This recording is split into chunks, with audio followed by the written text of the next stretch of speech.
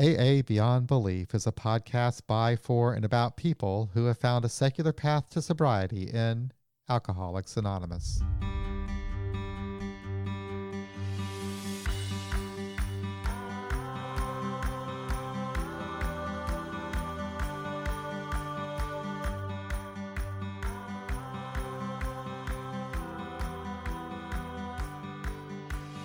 John H. has been sober since January of 1987, and he's a founding member of the We Agnostics Group in Washington, D.C., a group which has been meeting since 1988. The entirety of John's experience in Alcoholics Anonymous has been primarily with his secular AA group, though in his early days he did attend meetings at a so-called traditional group, but it was much more liberal and tolerant than many of the AA meetings one might encounter today. Reflecting back on his recovery, John has concluded that there were 5 key elements to his sobriety: making a decision, attending meetings, sharing, abstinence, and helping others. In this episode, I'll have a discussion with John about these thoughts and hopefully come out of the experience a little wiser, or at least no worse for wear. Well, John, how are you? I'm doing fine today. How are you, my friend? I'm doing fantastic, and I've been looking forward to talking to you. I've read your articles a number of times, and I've been giving this stuff some thought lately. And also the talk that we posted on Wednesday gave me a lot to think about. So it all kind of works out well. You know, I hope that I framed that right in the introduction, that you... Yeah, well, I went to conventional meetings longer than anticipated. You know, it was...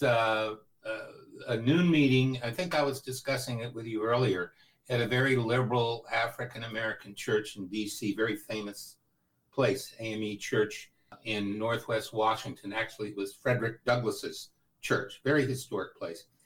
And that meeting was extremely liberal. And I think some people from some other parts of the country might have even thought they were at a secular meeting if they went there.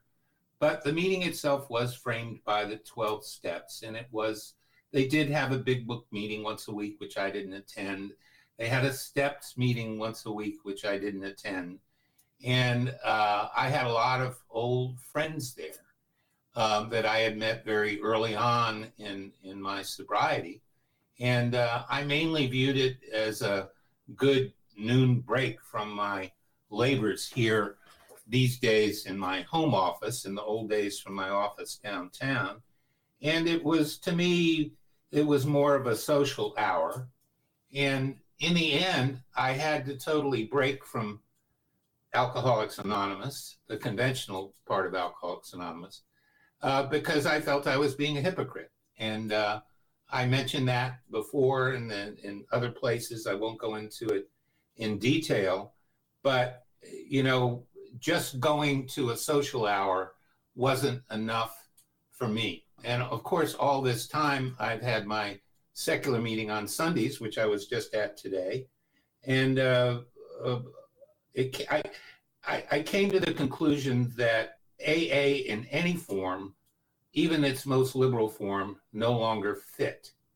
And when I started getting involved in what we now call secular AA, at our first convention in 2014, which you, of course, attended in Santa Monica, my determinations about conventional AA got stronger and stronger and stronger until I finally had to admit that I was inconsistent and hypocritical by having anything to do with them whatsoever, and I no longer do. So all I have to do with is secular AA and its offshoots, and what I would hope would evolve to what we might call secular recovery, which of course we talked about last time we chatted on a podcast. So that's a little long, but maybe is a better way of framing where I'm at right now. Yeah.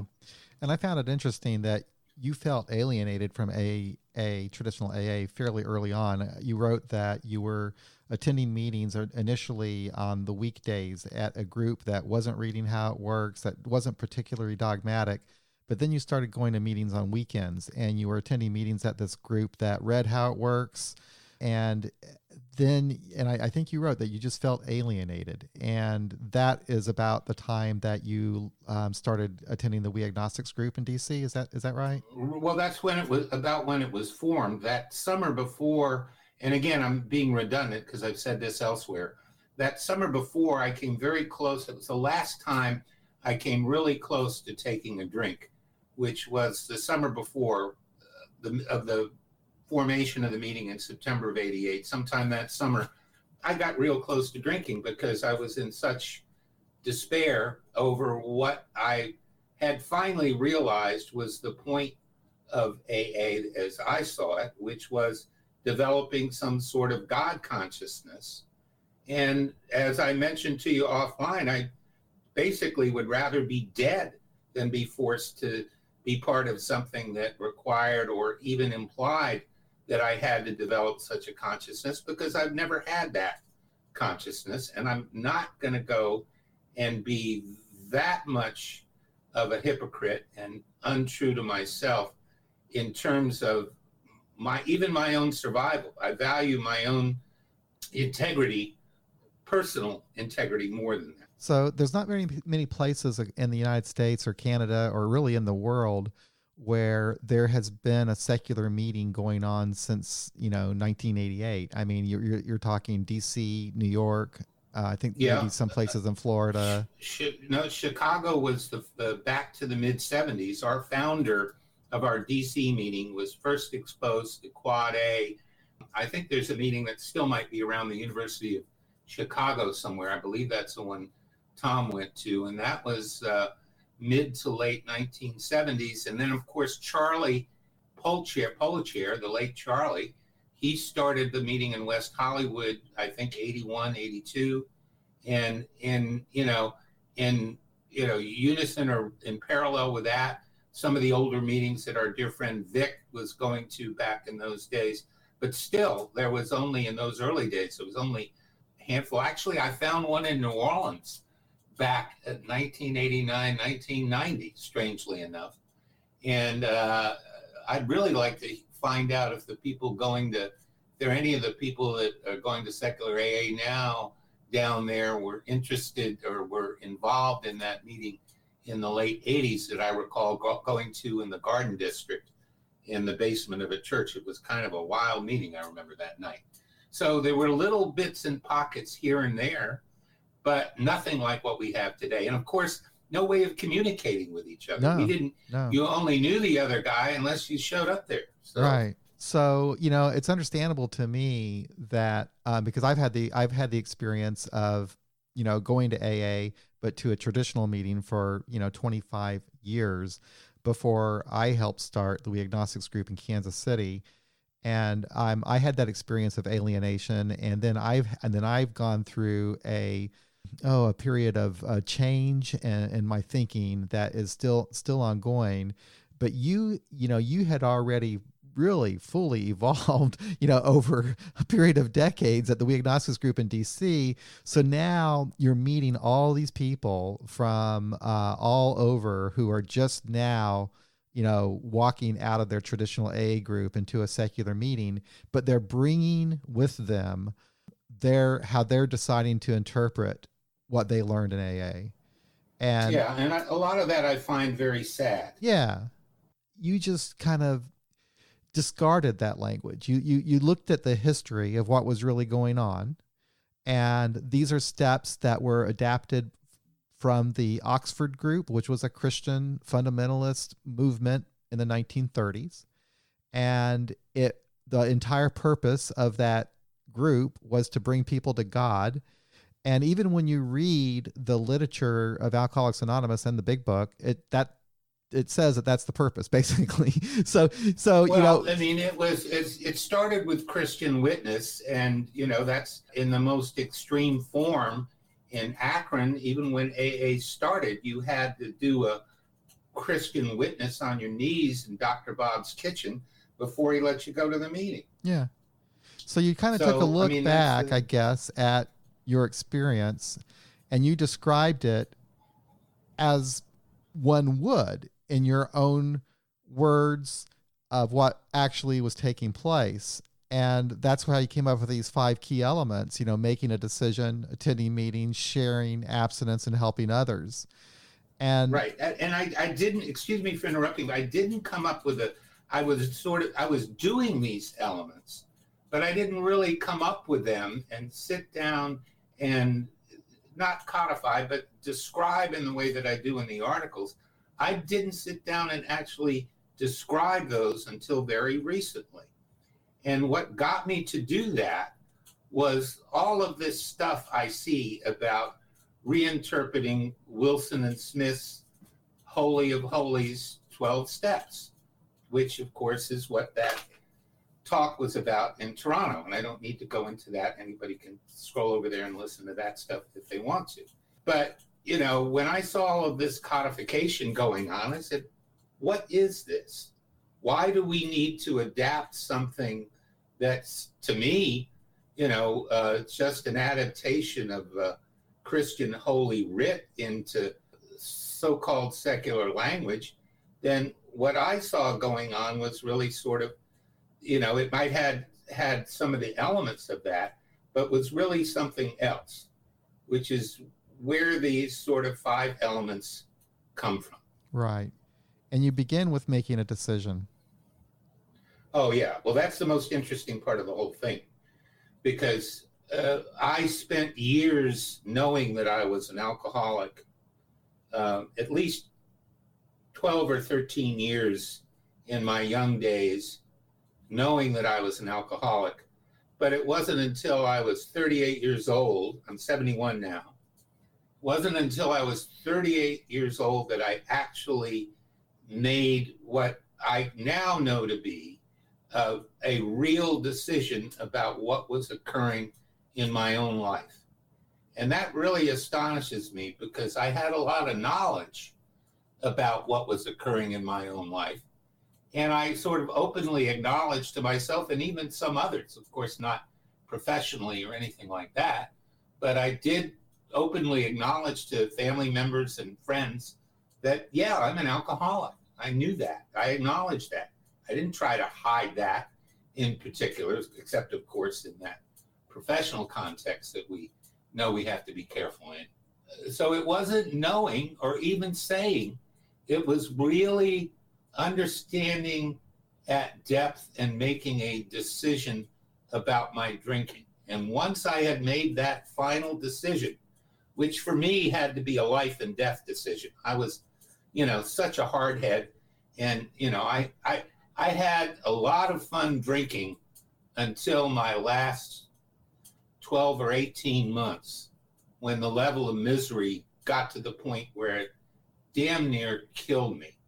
But I'm not one of these people that was miserable from the first drink and, sitting in a corner somewhere unhappy all the time.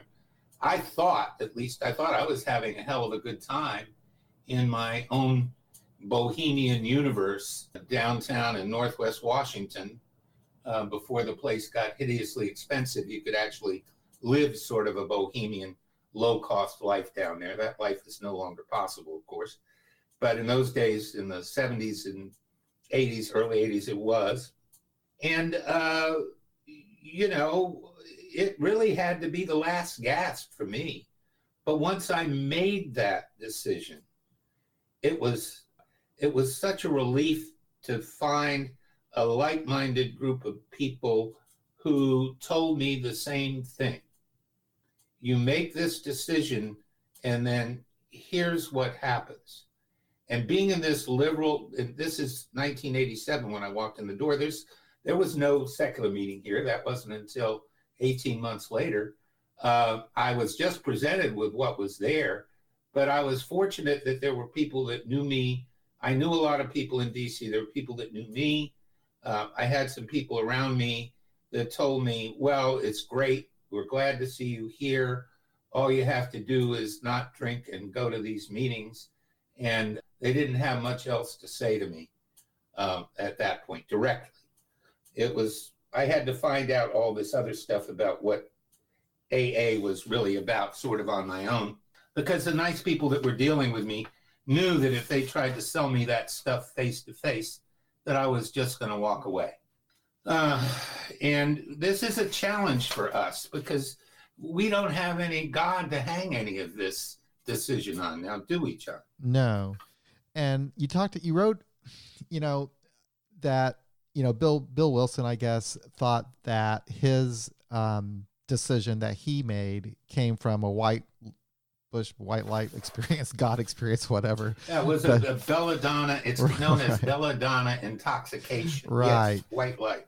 But in fact, what was really going on is, as you put it, and I think this is true for anyone coming to grips with addiction, is just recognizing a need for self-preservation, that these patterns that we've been engaged in were destructive, were killing us. But there is a mystery as to why some people will get there and some people won't, isn't it? Oh, it's that I don't believe in any form of hocus pocus in this world. I believe in the observable universe, the scientific method.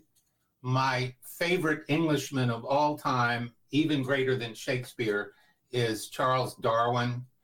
I really, at depth, believe in that view of the world. And, we're not going to talk about dialectical materialism, but there are philosophical systems that go directly to that. But this one, I've sat in meetings all these years, and absolutely the people who make it long-term are people who have made a decision about their drinking, and they know that they have to reinforce that decision over and over and over. I was sitting next to a young man in the meeting today. He's got about 6-8 months.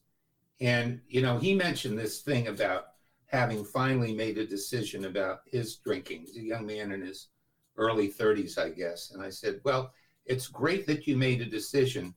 The only secret that I have about this is that you've got to make the decision over and over and over again. And that, making a decision is great today, but if you don't reiterate or somehow reinforce that decision tomorrow, that's very problematic. So that's for the only part of this thing. I mean, I'm not saying that I've figured everything out, because of course I haven't figured it all out. We've got scientists and others coming to address us here next year at our convention, talking about, the science of all of this. But as far as my own practical, non-professional experience, this is the only part that I really don't have a handle on in terms of imparting that knowledge.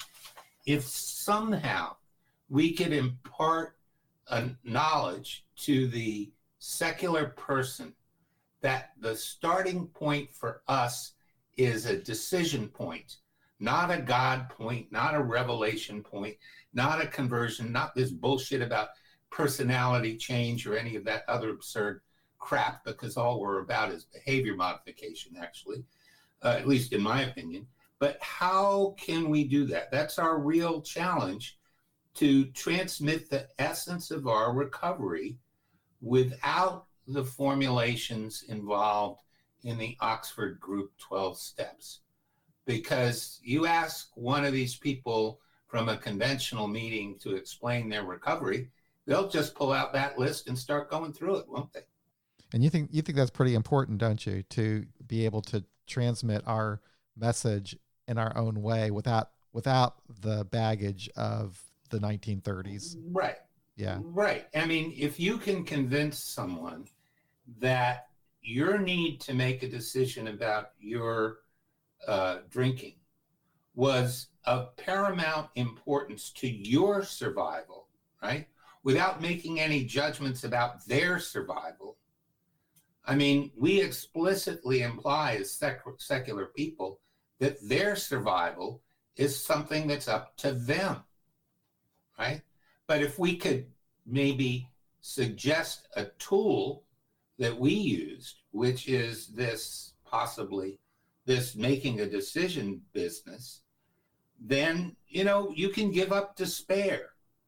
I mean, if you can give up despair about your condition, and know that I made a decision today and I can make a decision tomorrow.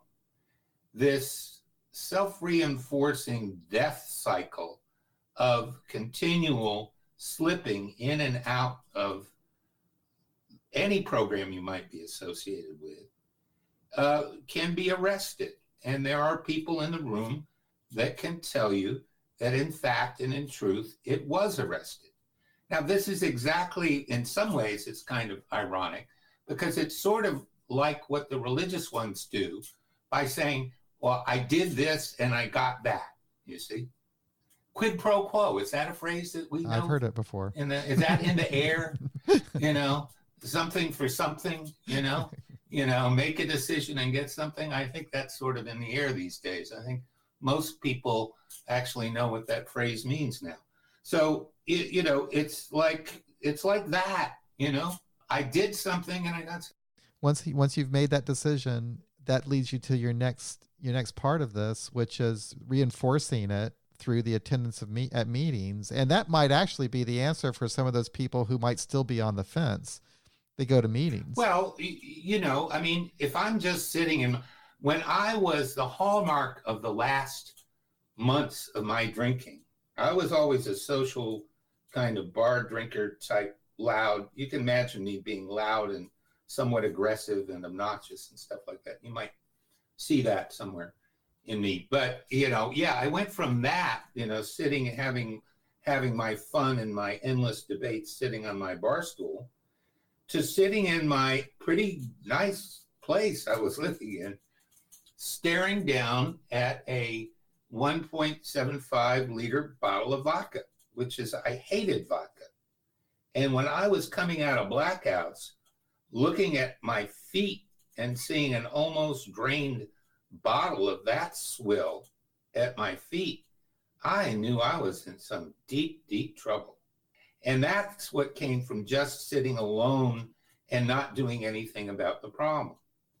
I found when I started going to meetings and I met like-minded people and I saw positive life stories evolving from those individuals having made their decision and listening to the stories of how their decision led to this, that, and the other thing down the road that they didn't have before, that was just extremely important. And that, of course, is very similar to what every alcoholic does everywhere that goes to any meeting, no matter what you call it. But unlike the conventional meetings, and certainly when our secular meetings started up here in '88, what we get, at least what I get from a secular meeting, is the efficacy of those stories without any of the veneer, any of the hocus pocus, any of the pablum and bullshit involved in ascribing your state in life to something that I know does not exist. We get our reinforcement from the actual narrative and the actual stories and the actual experience without some sort of fantasy overlay. And to me, reality is always more effective than fantasy. Absolutely, me too. And I'd like to think in my wild imaginings that maybe when we finally figure out since we're getting to be over 500 meetings now and a lot more people were involved than were ever involved in the past, I wish that, some smart person that knows about statistics could somehow figure out one day what our success rate in the meetings that we have attended and promote are compared to other methods and modalities of getting sober. I like to think that maybe reality is better than fantasy.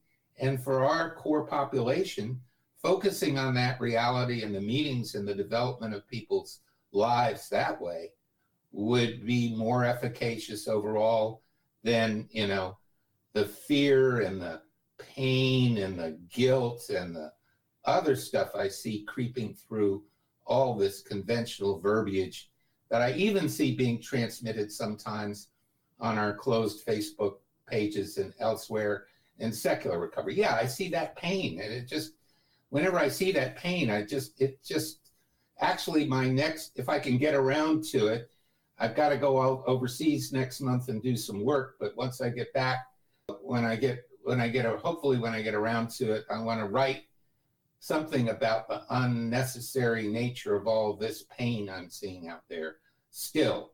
That really upsets me when I see people going through that. It's very real, because I went through that, as you know, 25 years at a group, and then coming out as an atheist and not being welcomed anymore at that group, having people correct me constantly and feeling that, I'm going to have to leave AA. And then for me, what happened, it was just a very gradual letting go of the old language, but it was a very gradual thing at first. And now it's kind of snowballing, but that's what people, I think, are going through. They find out about this secular, I guess, movement within Alcoholics Anonymous, and right.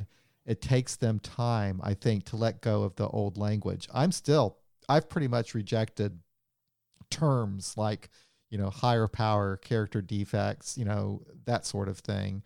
Why can't we why can't we just get over these initials AA? Yeah. I think a lot of good could come if we just got over the initials AA and any mention of the big book or the 12 steps at all. I think we'd all be a lot better off. I'm trying not to mention those initials whenever I possibly can. Well, it might happen. I know that's simply a little because, off topic, but that's all right. But it might happen simply because AA just might not last. If they don't change, if it doesn't change, I just don't see it working. I just, I told you about the meeting I was at last night, and I just made some very gentle criticisms of the big book, just suggesting that it's kind of dated, and that those comments were not met well. People want to cling to that, and I don't know how that's ever going to change. I don't know. If it doesn't change, I don't see much of a future. You can't move into a new century with a book from the beginning of the last century. I don't think. Well, I'm not going to be there. I don't think I could stand that Detroit thing this year. I've been thinking about going just to see what our people get up to and what. No, you should go if you can. I can't go. It's just too much to do 2 in 1 year. But right. you should go if you can swing it. You want to see what it's like. Just go there and see what it's a good experience to see what it's like. I went to my first one there in 1990, and then another one and a couple others in the 90s, I think. And was supposed to go to the last one in Atlanta, but I got ill, unfortunately, couldn't go. But there's tens of thousands of those people aren't giving up. I can take you to a Back to Basics meeting I wrote about a few years back in Agnostica, I think it was. I wrote an article about Back to Basics. I went to the local Back to Basics meeting here in Bethesda, Maryland, one of the highest income areas and most educated areas of the United States. It was filled with people in their expensive shoes looking at that, fucking Back to Basics tome and reciting Wally P's crap word for word. And that was here. I mean, those evangelical Christian movements are everywhere. And, I don't think that part of that, whatever they're going to call it, I don't think those people are going anywhere. They're a mutually reinforcing fundamentalist Christian loop, and they will be around for a long, long time. So I'm not waiting for anything to change. I'm not waiting for them to change. I don't care whether they change or not. I couldn't care less what they do. Right? What I'm worried about is what we do as secular people in a secular way, where we've come up with some ideas that we believe will work. We wouldn't be going to these secular recovery meetings unless we thought they worked better for us. We should focus more on why they work better for us and what we can do to improve the process for others. And you kind of did that when you wrote about the meetings, the attending meetings aspect of this, because you wrote what it did for you, and it was the same thing it did for me, and I think it's pretty much everybody. You get this calming effect from the meeting. Yes. You know? Yes. You've gone to a place where your condition is not only understood, but a solution for that condition, which we'll talk about in a minute, which is abstinence, is what is being propounded. So that if you know that you can abstain and your life is going to improve, and you're not in the valley of doom 24/7, then you're, of course, I very seldom went to a meeting where I was angrier walking out than I was walking in. There have been a few times where that has happened, but certainly never in my secular meeting has that occurred. Yeah. Fortunately for me, it only has happened later in sobriety. During those initial, when I really needed the meetings, I guess it wasn't bothering me so much. But yeah. I mean, these days, if I ever encounter that stuff, I just roll my eyes and I say, "What is this shit?" and just sort of slough it off. But yeah, it is more serious for others, which is why I see all this suffering on the closed Facebook groups. But yeah, really it's a calming effect. It's really a replacement for drinking. It's what I needed. I mean, I had no peace of mind at all. I mean, I was scared to death of what I was going to have to deal with as a result of my drinking. I was looking at some jail time. I was not a happy camper. Right. But let me take 1 second about this thing about meetings. And I don't think I touched on it in the article. Maybe I did sort of parenthetically touch on it somewhere in the article. But meetings are not another addiction. It's not. I didn't find meetings to be a substitute, one addiction for another. I get the impression, if you go to these AA clubs around the country, I used to travel around the United States all the time, constantly on airplanes, everywhere, every nook and cranny in this country. And I would go to these conventional meetings many years ago and years past, and I'd see people hanging around these AA clubs that looked like they lived there, okay? They looked like that was their entire existence, was somehow revolving around these fucking meetings. And, I wouldn't suggest that people do this, because I never suggest that people not go to meetings. But my own experience is when, for the better part of 5 years, I was living in Moscow, where my current wife and I met. And a lot of things happened there. And for a lot of reasons I won't go into, I could not go to the 1 or 2 English-speaking meetings that were there. It just wasn't possible to do that. And I found that the things that I had learned and the people that I had met were portable, and I carried them with me. And I've been in all kinds of situations in all kinds of countries all over the world, and never found an occasion where I had to drink. And a lot of that, I think, has to do with the knowledge and the understanding and the wisdom of the people that I was able to carry with me. Yeah, I could actually relate to that when you wrote about that when you were in Russia and you couldn't attend meetings. No, you wouldn't believe that place. But the bottom line is that attending meetings is a great thing, and I do it whenever I can. I go to 1 brick and mortar meeting a week, and I go to 1 online meeting a week. And for me these days, that seems to be sufficient and very comfortable to do. And I like that, and I do that, whenever it's possible. I was even lying in the hospital a year or so ago and attended a Sunday online meeting because I thought I needed one, all right? On my laptop, sitting in a damn hospital room. So,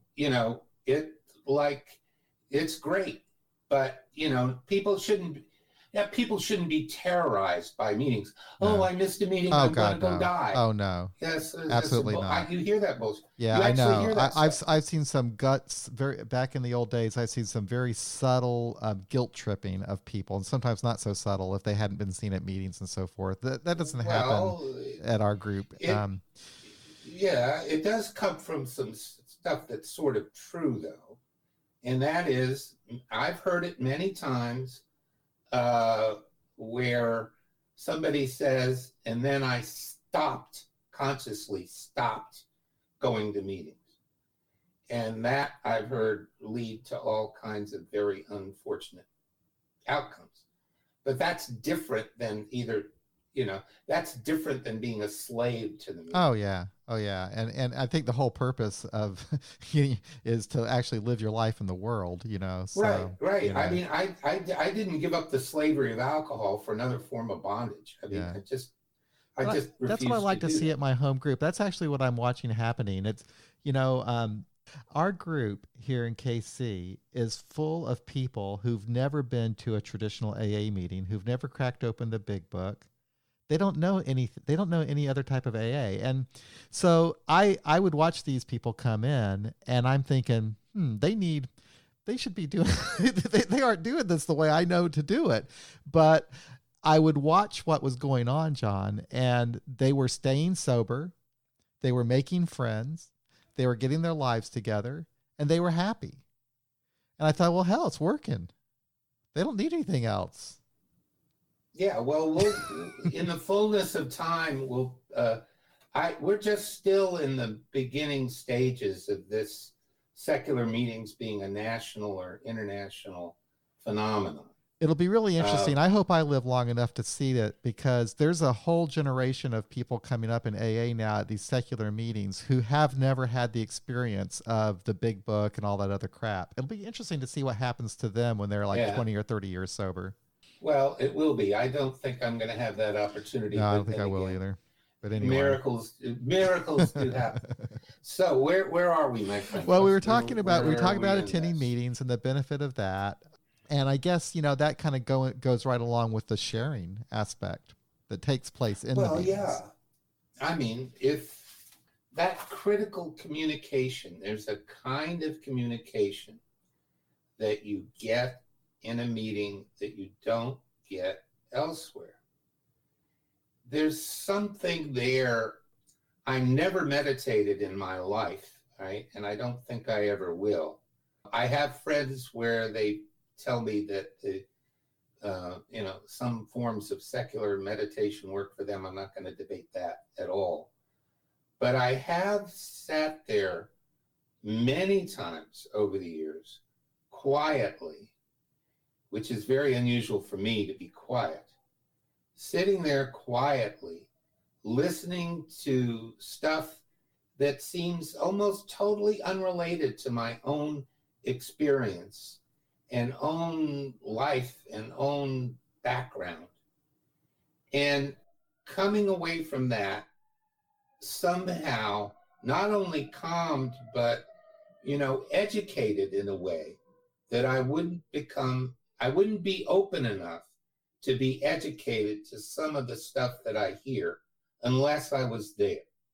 I know myself well enough to know that the noise of the world and the noise of my own head and the noise of what we have to go through every day just to be alive is such that I wouldn't be paying attention in that way unless I was there listening to the sharing of others, which draws me back, as important as our own ego is and our own sharing is.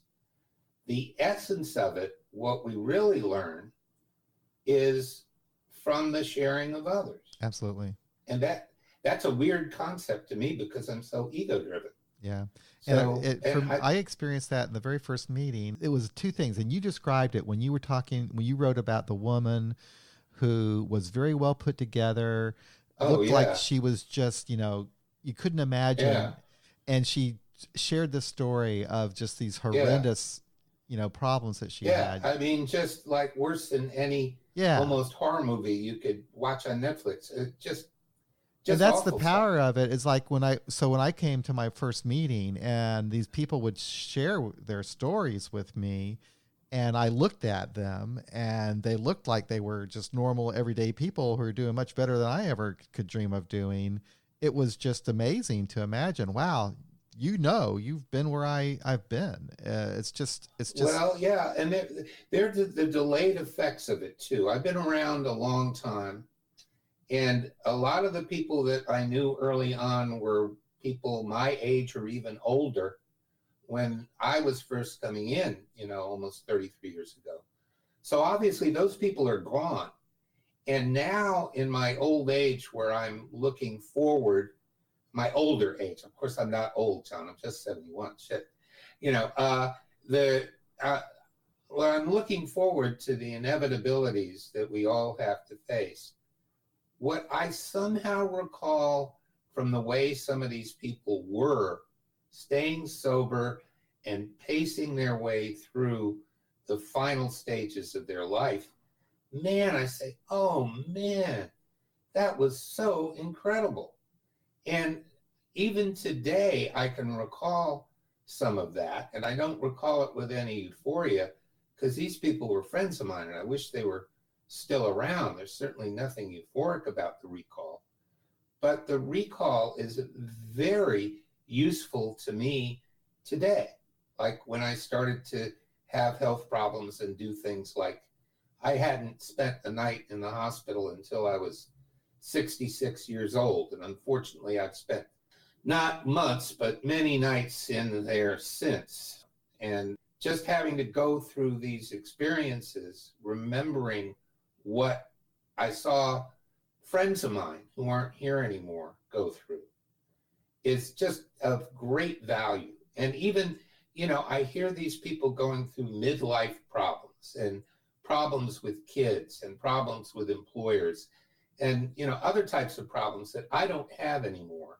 But I can see the shock of recognition and the light come on in people's eyes of people maybe 30 or more years younger than I am, or 25 years or so. Yeah, they're going through the same stuff. And I see their eyes light up. And that's the sharing process, because you know that someone is going through something similar to what you're going through. And you're not so fret and alone. And there's nothing lonelier than a drinking alcoholic in a room, is there? I can't think of anything lonelier than that.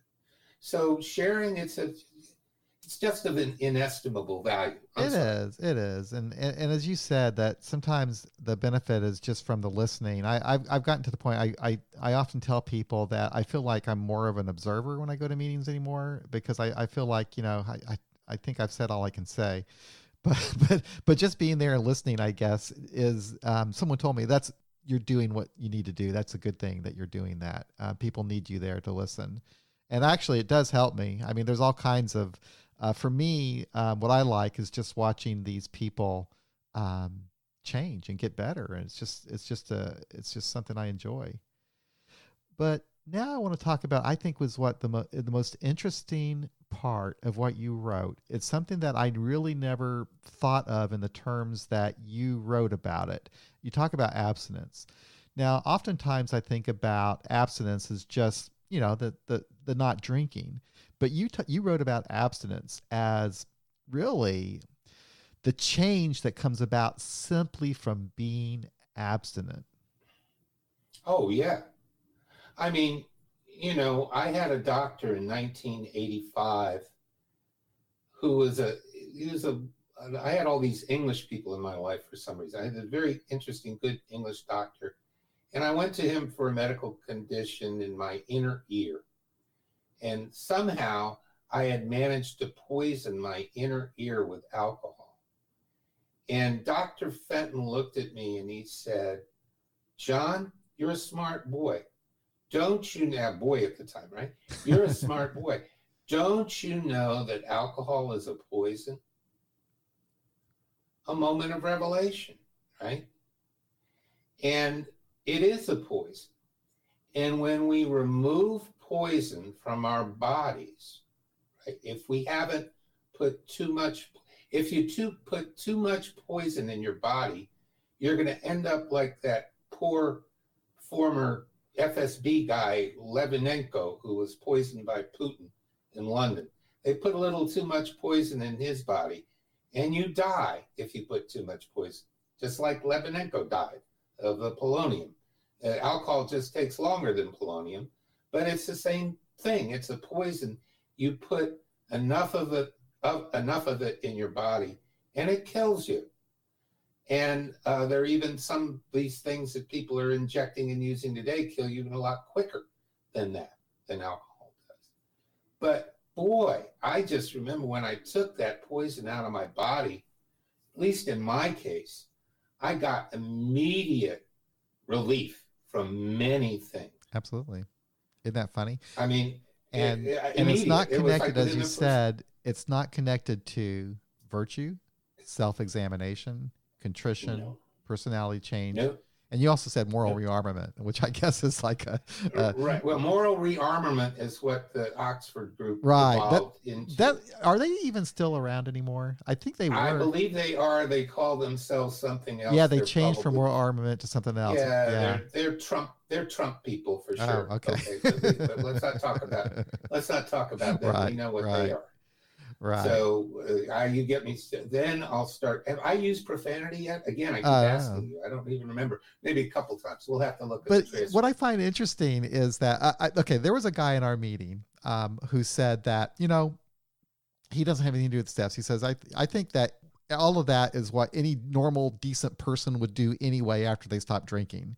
And when you stop to think about it, yeah, you kind of. When you take that out of your life so you're taking the poison out of your body, you're no longer physically sick, you're thinking better, you're no longer having the life problems, so now your life is together.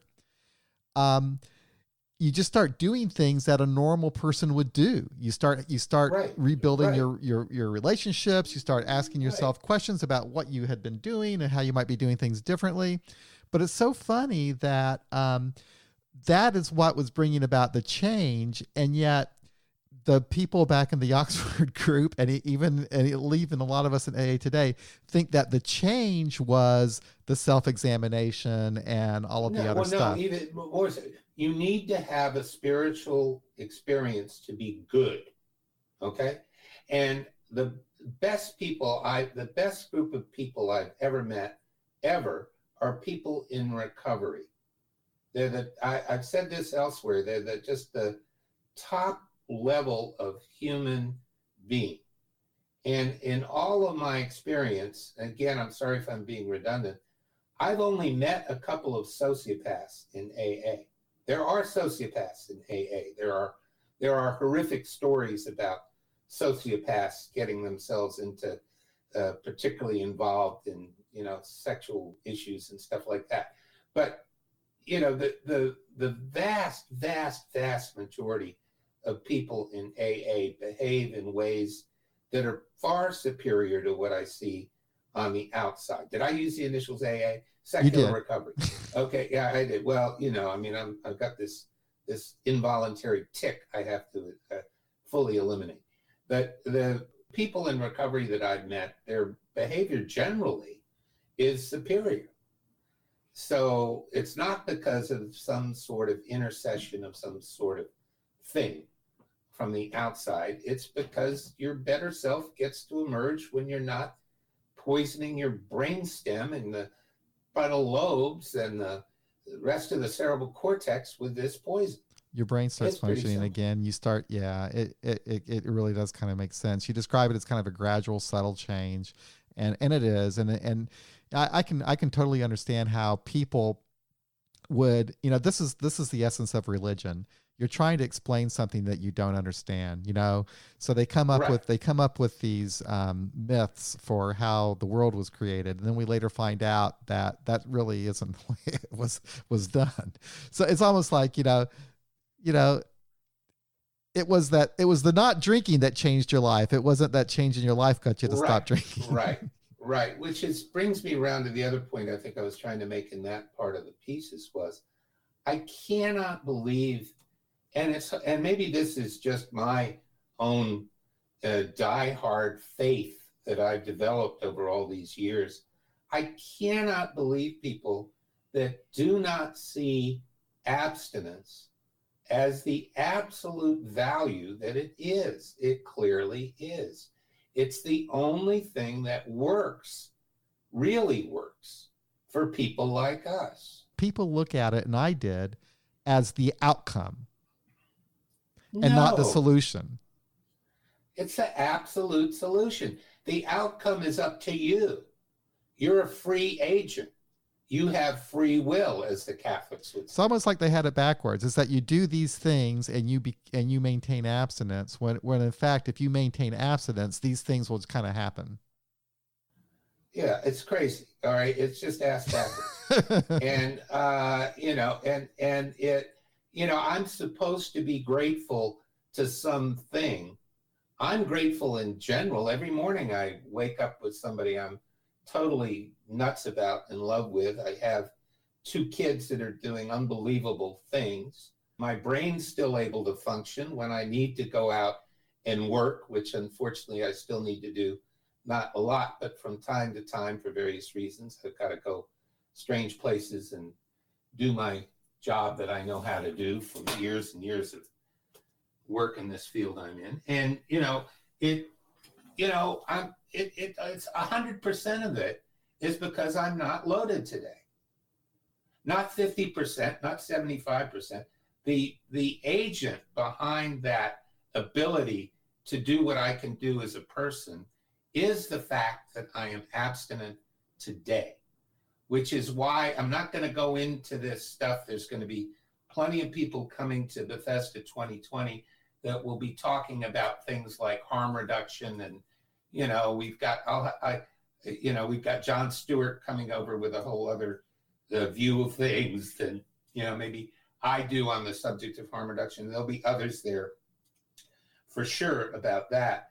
But I just personally, I do not understand why the first thing first and last in many of these schemes isn't the absolute insistence upon the efficacy of abstinence. Now, that doesn't mean that everybody is going to become abstinent or stay abstinent, but that's the goal always, to me.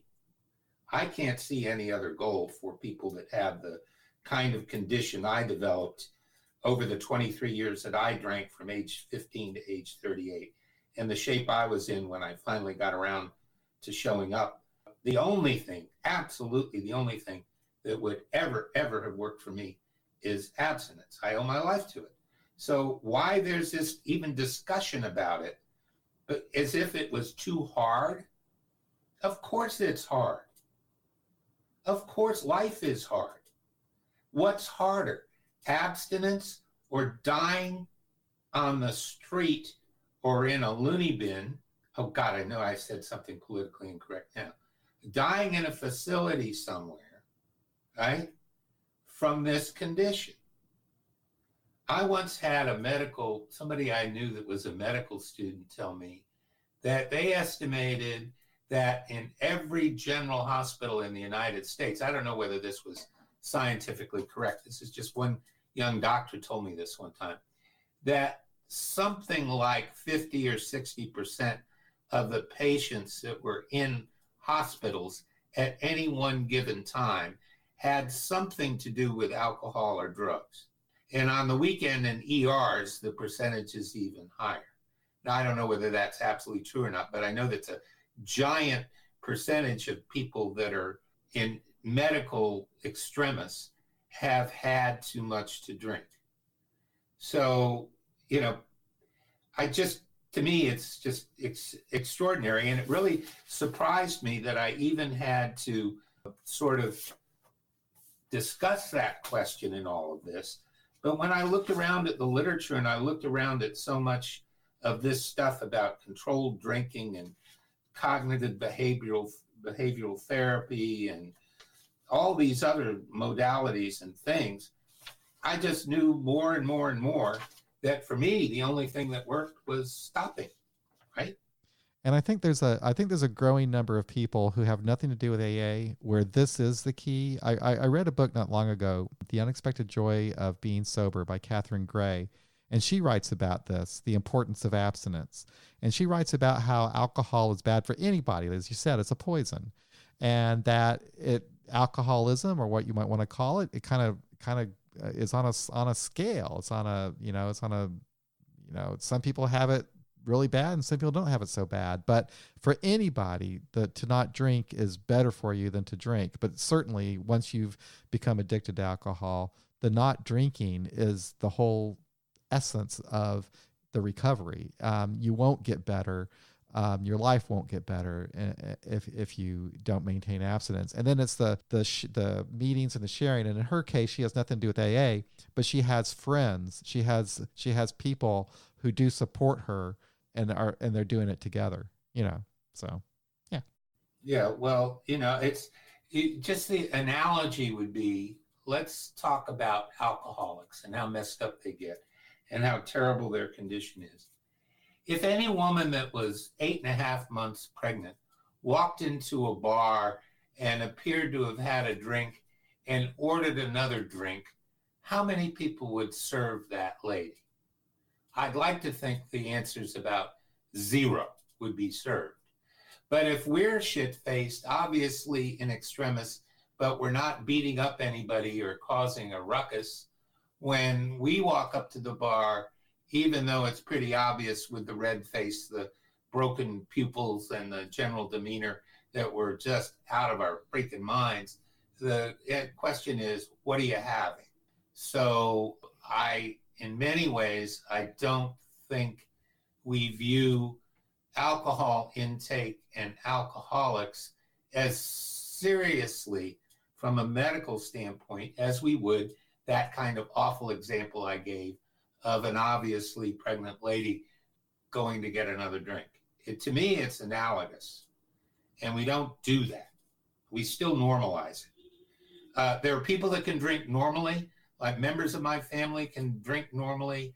I can't, all right? I'm sitting in a club the other night listening to somebody that my wife and I really like. She can have a glass of wine because that's all she has, and I can have a Diet Coke, and that's all I can have. I can't have, I could drink something that my endocrinologist doesn't like it when I drink Diet Coke. I suppose I could have ordered Perrier, but still, I can't drink anything with alcohol in it. I can't. And, we just, by trying to tell people that really can't drink that they can, that to me is pernicious. And I guess I've just rendered an opinion on some of this stuff I said I wouldn't have opinions on. But that's just me. What can I say? So we're coming up on an hour, so let's talk about helping others. So basically, we're attending meetings and we're forming friendships. We're helping people as we become friends. Oh, I know something you wrote that I totally agree with. Give people space. Don't smother them. Oh, yeah. Yeah. If someone, I'll give you an example. There's someone I know who's very ill, who had about 11 years of sobriety and a bit younger than I am. And I've got to be careful. I don't want to go into too much detail. But he disappeared for about 2 years. And I found out that he was probably in the most desperate of desperate straits, because here was a guy who was a very accomplished professional, and someone told me that he had been panhandling to buy alcohol because his wife had cut off his accounts. He couldn't get a hold of his money because the wife had cut him off. And he calls me up, and the bottom line for me with this guy was, well, it's your choice, but if you make the choice, myself and I listed several other friends that were involved in trying to help, we will do anything you ask us to do within reason to be of assistance. Please know that. We care about you, we love you, but the only thing we can do is respond to your request. Will you meet me for coffee next week? Was my only request of him. Of course, he didn't show up. So these situations are very sad, and we do our best, but we do have to give people their autonomy and their space. this may sound heretical to some, but if you're not killing anyone else, if it's your decision to kill yourself and you're not totally, completely impaired, if you make a decision to kill yourself, what can I do?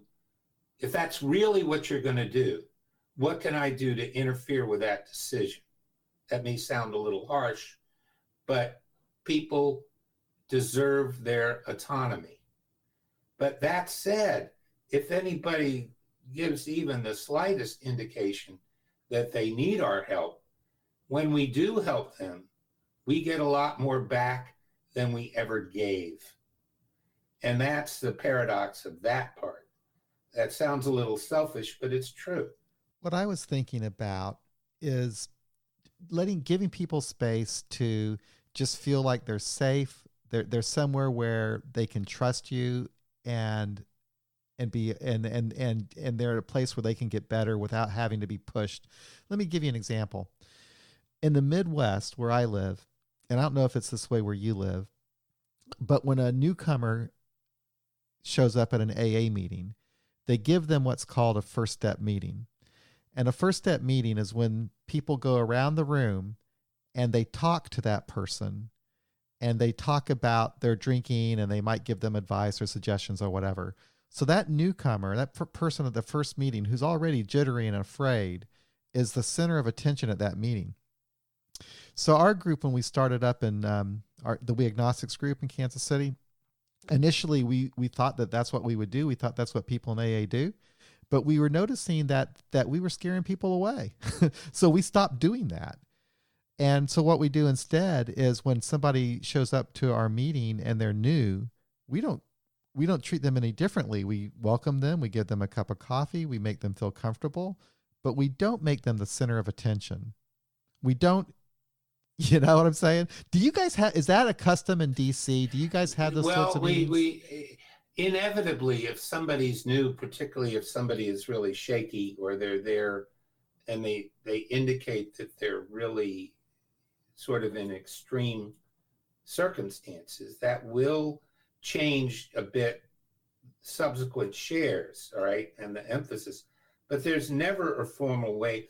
There's a young man I know that's been recently coming to see us, and he was so uptight, he wouldn't say a word for about the first month.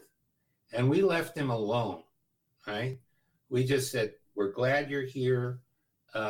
Occasionally he'd be asked to share and he'd say, I don't want to, or it's not time, or whatever. Nobody put their finger in the guy's face. And the last few weeks, the guys just opened up and started to share much more openly than I thought he ever might do. And that was because he was basically left alone and nobody's badgering him and saying, why didn't you call me this week? Here's my number. You got to call me on Tuesday or some bullshit like that. If somebody wants a number, we've got a phone list and people can use the phone list. And we can say something like, well, if you ever need to talk, we're around, and that sort of thing. But we don't go beating people over the head. That's never been the way. You know, and I think back when I was starting out, I was pretty quiet in meetings. It took me a while before I would actually openly share in meetings. But after the meeting was done, I was out the door immediately. And so you know, people need their space. It takes time, and we just can't assume that everybody should be treated the same. Another thing I really hate though is forcing yourself on someone as their sponsor. Oh man. Oh man, is that ever the worst? I do not like that. And I don't know what to do about it, but it doesn't happen in our group. I don't think it really happens to the secular groups as much as it does at some of the more rigid groups where, well, you know, some of these Clancy groups in particular, they put such a weird emphasis on sponsorship that it's bizarre, quite frankly. And I know they make you call, some of them make you call 3 different members every day. There's a group in KC that does that. And plus you report to your sponsor about your calls during the day. that seems more like The Handmaid's Tale to me. And if you don't do Okay? something right, your sponsor comes down on you. Yeah, they're grand sponsors. Right. My great grand sponsor was in the Civil War. He was drinking bourbon at Gettysburg. It's really freaky. It's really weird. And I've written about sponsorship. I can see some good in it, but I think there's some caution that should be played there as well. If somebody is really pushing themselves on you to be their sponsor, just be a little wary of that. I that really kind of concerns me. But anyway, yeah, I liked what you had to say about that. Well, sometimes you're somebody's sponsor by accident. I've actually had a friend of mine tell me that he considered me his sponsor, and I had no idea, okay? Because we used to sit around and have coffee after the meeting and talk about kids and work and family and stuff like that. And, I never knew he considered me in that regard because I just don't pay that much attention to that sort of locution about things. But if we're there and we're trying to help, we get back more than we give. So the bottom line is there's the help with caution stuff, which you very kindly pointed out, which is that we shouldn't be foisting ourselves on someone. My feeling is you can make yourself available. If someone needs your help, they're going to ask for it. And if they don't need your help, you're not going to hear from them. And it's not on you. It's what they need. Okay. If I needed help amongst the people that I know, I have a core group of people I could call upon anytime, day or night. And I've got at least a couple of them who would fly across the world, literally, to help me if I needed that.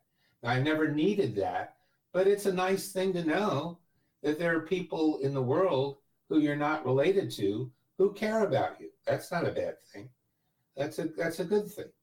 So, but there are always limits. I mean, if someone, I don't want to go into, but I've encountered situations where people abuse those relationships and they rely too much they make it as if someone like a sponsor could get them sober. At least that's sometimes, I'll use it now. I had a very good friend of mine who was undergoing some very difficult treatment for a mental illness. And we were no more qualified to treat his condition than I am to wave a magic wand over a drinking alcoholic. You get to a certain point with alcoholism, it becomes a medical problem, not a program problem.